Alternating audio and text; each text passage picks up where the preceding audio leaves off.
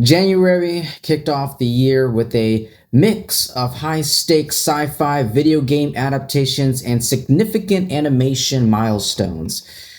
So, diving into the world of film, the top performers, the early box office was held by 28 years later, The Bone Temple, which earned over $53 million. Other notable releases included the AI legal thriller Mercy, starring Rebecca Ferguson and Chris Pratt, and the survival horror drama Send Help, directed by Sam Raimi. I love Sam Raimi, starring Rachel McAdams and Dylan O'Brien. And there's a new Amazon movie that I just watched. It took me a little while, but I finally got around to seeing it. The Wrecking Crew, this new Amazon Prime film that stars this action comedy starring both Dave Bautista and Jason Momoa. I thought, Amazon movies, they suck. I mean, they suck. Like, after watching like movies like Jackpot with John Cena and Aquafina, that rhymed. But anyway, like Amazon movies have been really like their TV shows are better. Amazon TV shows, in my opinion, are better than their movies because their movies are either mediocre or just garbage. I wasn't a huge fan of that movie, Jackpot, with John Cena and Aquafina.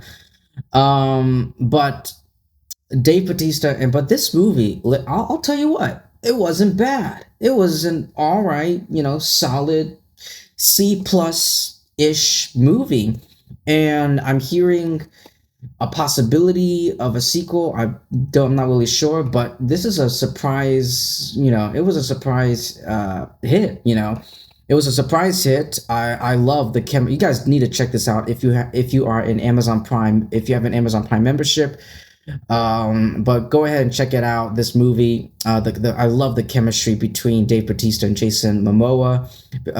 Despite a mediocre, I thought the marketing for the movie was pretty mediocre. The trailers, the posters, like the way they sponsored everything and marketed everything, it was so mediocre and subpar, that because of that there was like no excitement. I didn't even hear about this until like I was late in the game.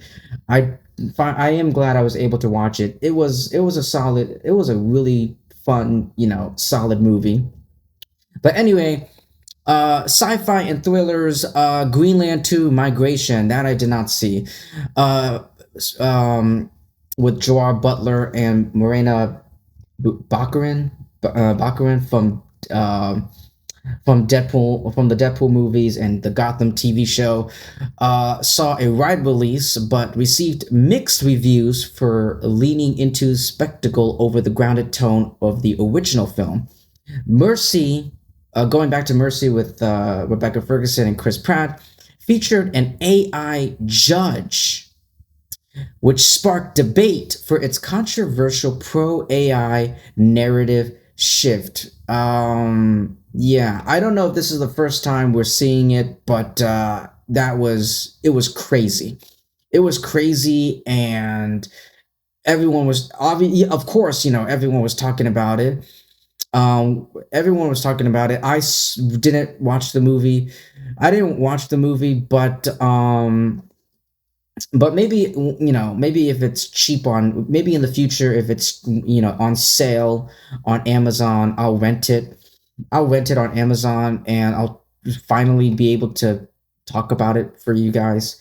But yeah, I saw an article. I read like a couple articles, maybe not a couple. I would say two articles talking about this AI judge.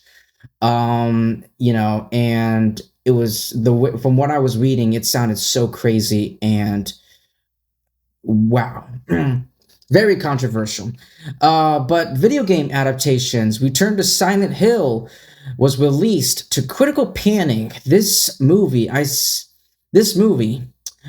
did see this movie in theaters, and I regretted watching this movie in theaters because January we had like back to back to back like great horror movies. Like this past January 2026, ladies and gentlemen, was great when it came to horror movies. Primate, 28 years later, The Bone Temple, and Send Help. It was great. And then, and then along came Return of Silent Hill, which just completely ruined the momentum, this horror movie momentum. I said it in my review for Send Help. Check it out on my other YouTube channel, The Raymond Tet.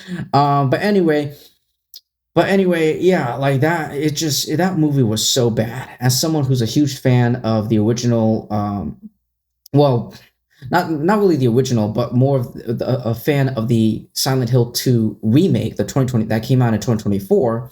I was just so let down by how the directing and editing. And it's the same guy who directed the first Silent Hill movie.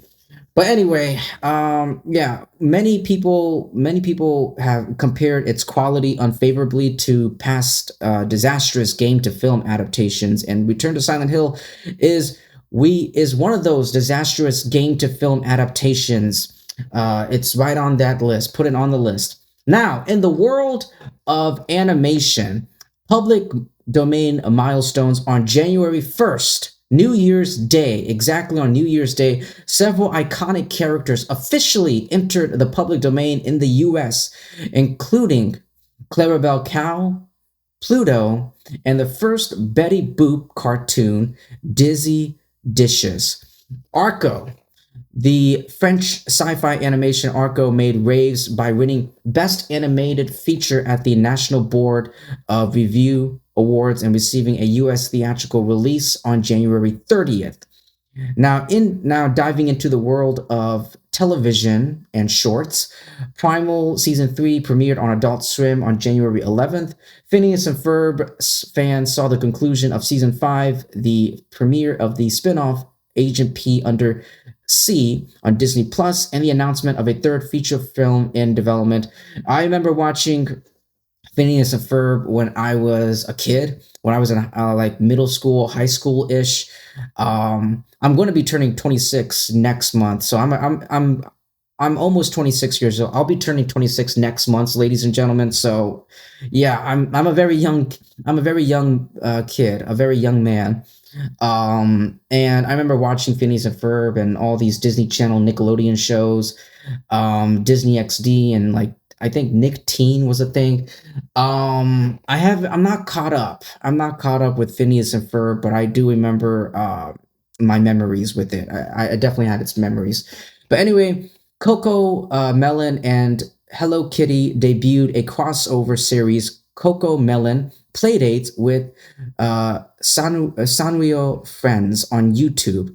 I'm sorry if I mispronounced that name. Sanrio. Industry News Turner Classic Movies TCM recurred a 6-year deal to air Looney Tunes and Merry Melodies shorts starting in February, or it already started in February. And in the world of streaming movies and streaming services and all that, festivals and festivities and film and animation, all that good stuff, Netflix began 2026 with a notable shift this year. January, they decided, to shift toward all cash deals for certain content acquisition. And it sounds like I think I read an article talking about like their first all cash deal might have been, or would have, is Warner Brothers. I think Warner Brothers is their first like all cash deal. Now, I could be wrong about that. Don't quote me on that. Don't quote me on that, all right? I could be wrong, but I'm pretty sure their deal, their acquisition with buying and purchasing Warner Brothers and acquiring Warner Brothers is their first all cash deal. Now, like I said, I could be wrong. You could look it up and there might be a total different answer to that. But anyway, yeah, that is their first. But yeah, that's their first notable shift to start off the year. And an animation first festival. The festival opened with the meditative and visually arresting film Dandelion's Odyssey, which utilized photorealistic effects and time-lapse photography. I haven't seen this. I've seen a picture of it, and it definitely, from the pictures and the posters and from what I saw, it looks it looks beautiful. It looks realistic and just amazing to look at. Like the old school like anime.